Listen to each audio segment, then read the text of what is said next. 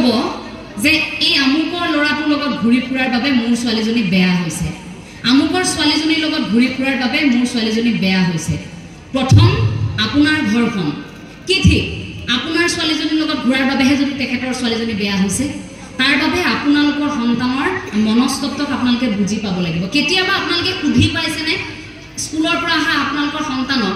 আপোনালোকৰ ভাগৰি পৰা সন্তানক এই স্নাতকোত্তৰ ডিগ্ৰী শেষ কৰি ঘৰত কেইমাহমান বহি থকা আপোনাৰ সন্তানক আপুনি সুধি পাইছেনে যে মনটো এতিয়া কেনেকুৱা হৈ আছে কি কৰিম বুলি ভাবিছা কোৱাচোন যদি কিবা অসুবিধা পাইছা তুমি আমাক খোলাখুলি কোৱা তোমাৰ কিবা অসুবিধা হৈছে নেকি তুমি কামবোৰ কৰা অসুবিধা পাইছা নেকি সপোনটো তোমাৰ বেলেগ কিবা আছে নেকি কোৱা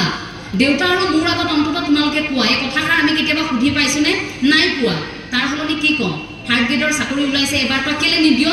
আপোনাৰ ছোৱালীৰ মন নাথাক কিন্তু আপুনি জোৰ দি নি পৰীক্ষা হলত ভৰাই আপুনি বাহিৰত পানী বটল লৈ বহি থাকিব আপোনাৰ সন্তান মুখ কুচাই পৰীক্ষা হলৰ পৰা বাহিৰলৈ ওলাই আহিব তেওঁৰ মনত এটাই চিন্তা থাকিব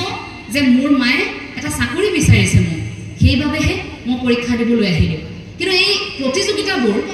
আপুনি কিয় আপোনাৰ চুবুৰীয়াৰ লগত প্ৰতিযোগিতাত নামিব লাগে কিয় আপুনি আপোনাৰ পৰিয়ালৰ ৰঙহী বঙহীৰ লগত প্ৰতিযোগিতাত নামিব লাগে আপুনি সন্তানৰ লগত থাককচোন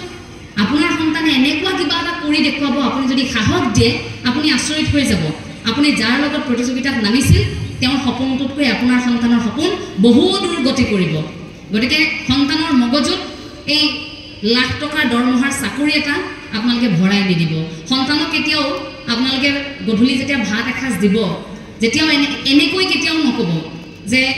আজি একো নাই খা আৰু আমি দুখীয়া মানুহ এনেকৈ সুদাই এনেকৈ খাচোন ভাতকেইটা আমি প্ৰায় সংখ্যকে কওঁ কম দামী কিবা এটা হাতত তুলি আমি তেনেকৈ কওঁ যে দামটো বেছি লোৱা নাই কাৰণে আমি ভাবোঁ ধৰক ভাবি ল'লে আপুনি এটকীয়া মৰ্টন এটা আপোনাৰ সন্তানৰ হাতত তুলি দিছে তেতিয়া আপুনি কি ক'ব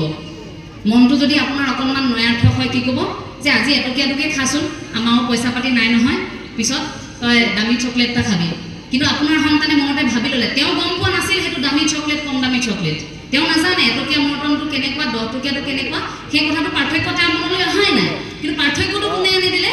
আপুনি আনি দিলে আপুনি যে কৈ দিলে কথাটো তেতিয়া আপোনাৰ সন্তানে যেতিয়া দেখিব যে লগৰীয়া এগৰাকীয়ে এটা দামী চকলেট খাই আছে তাৰপাছত আপোনাৰ সন্তানে ভাবিব যে মোৰ মায়ে যে কৈছিলে ধনী মানুহে এইটো খায় বুলি এইটোৱে চাগে তাৰ সলনি আপুনি আপোনাৰ সন্তানক যেতিয়া ক'ব